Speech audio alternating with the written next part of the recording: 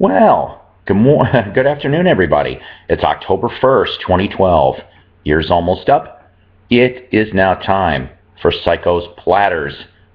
Yeah, no CD this time, but Psycho's Platters, Episode 5. Or for the Englishly challenged, Episode 5. We're going to do something a little different this time on my particular records here.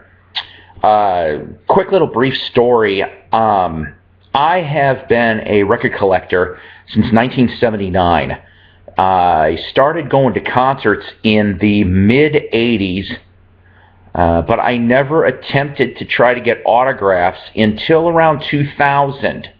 So I'm a little late in the game. I kind of wish I was a little bit more, put more effort into it, because then maybe I'd have more interesting signatures. But you know what? This is what this episode is. It is about signed albums. Most of them were ones that I acquired directly from the artists themselves when I was there. Others I picked up at garage sales or record stores. So some of them, of course, are not in the best shape, but most of them are. So let's see, where are we going to go off to today? November 2011, down in Northwest Arkansas, I met half of this duo. That's right, Haulin Oats. This particular album here is Voices from 1980, signed by John Oates. Yeah, you know, if you haven't seen my music videos, the first 4 songs from that show I recorded, and they're on this YouTube channel. Watch them, because I was in the front row. They're actually pretty decent quality.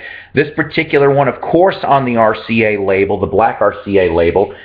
I mean, you had a lot of good tunes on this one here. But my favorite John Oates one, on the black RCA, of course, back then, they changed it back around.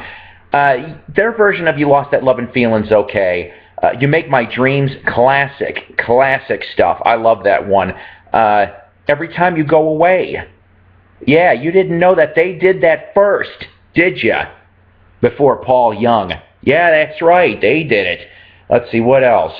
My favorite John Oates written tune, How Does It Feel to Be Back? I don't know if you remember, they did an MTV video on that one. So a bunch of good stuff for this particular record. Like I said, I got it signed. It was the only Haulin Oates album I had at the time. Shame on me. I did get his new CD, though. Go get it. Mississippi Mile is worth your while. Huh, how about that for unintentionally rhyming? Okay, here's one for you guys. Now, up in Chicago area, we had a lot of bands that actually broke out or attempted to break out. This one here happens to be one, it's a rare record. I have to tell you this. The Bees. How many of you people out there know who the Bees are? Now, like I said, this is up in northern Illinois these guys came from. Okay. Front cover.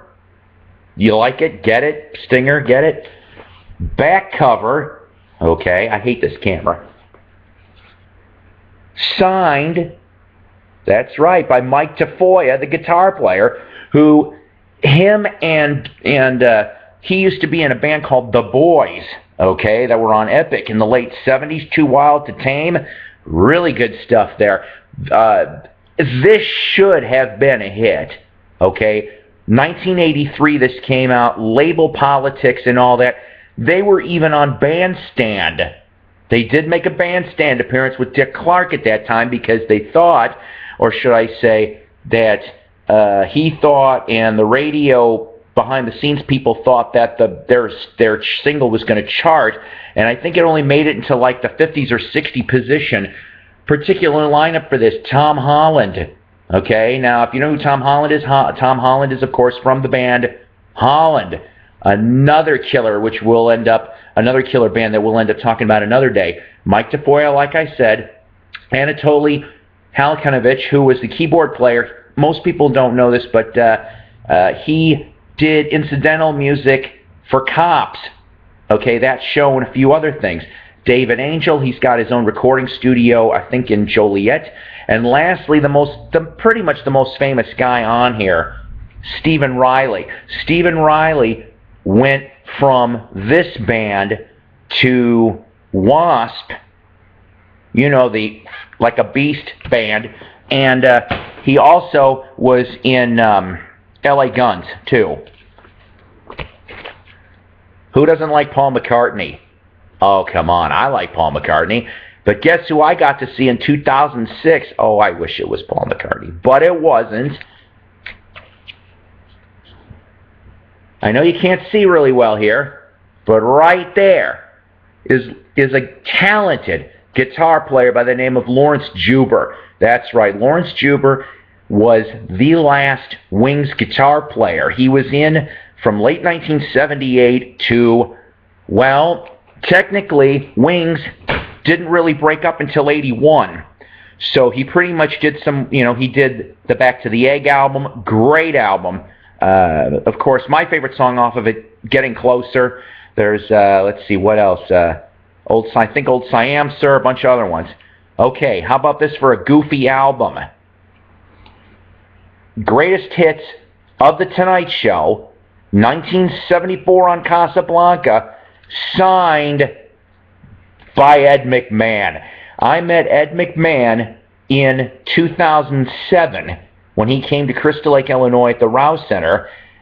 He saw this and another album that I'll put on another episode, and he laughed because he couldn't believe I had one of these. Now, why am I saying that this particular album? This particular album isn't really worth a lot per se, but the point is that Neil Bogart, the president of Casablanca, took the rights to this. And he's like, oh, God, it's The Tonight Show. And in 1974, The Tonight Show was extremely popular. It always was when Johnny was on. So he rolled the dice, Bogart did, and made 1 million copies of that particular double album. Now, what that album is highlights literally from the beginning of Johnny Carson's run to 1974. And there's a neat little poster in there that's just really, really huge, and it would take up bigger than this little TV screen space. Well, Bogart guessed wrong because, unfortunately, barely any of them sold. Most of them got returned and destroyed shortly after they wouldn't survive cutout bins, okay? It almost crippled the company. If it wasn't for Kiss's Alive album, Casablanca would have been dead by 76. That's the truth. And I hate to say this, but that Johnny Carson album would have done him in. But Ed McMahon saw it. He chuckled. He was humorous about it. Very, very, very talented individual. If you have not seen Leon Russell in your lifetime, go see him before he passes. I am not lying. Go do it. Go do it now. He signed this, of course. Now, I know his signature is not the same anymore, okay, guys? This one here on the red Shelter label with the bar over the Shelter part because, well, DC Comics decided to say, hey, you can't use that because that looks too close to the Superman logo, so you better cease and desist. So that's exactly what the company had to do. A lot of good people on Shelter. Leon was one of them, guys. I'm telling you. He does sign after shows. It's the eye of the tiger. It's the... Yeah, I know. I can't sing. One of my favorite Survivor albums. I know you can't see it on the front. It's signed in silver Sharpie. But it sure looks a heck of a lot better on the back. That's Jim Peterick. Yeah, Jim Peterick. You remember him from the Ides of March, jumped to Survivor, left in 1990. I met him in an Ides of March show. So, I know, a lot of info I just threw at you. Go bring your albums and CDs to shows. You never know who you're going to get. I'm telling you, it adds to the experience. It does. You get to meet these people. And you know what? You get a connection and you get something to take away with it. And a hearty thank you to the artist that does it. Another one of these straight coming your way next. Be back.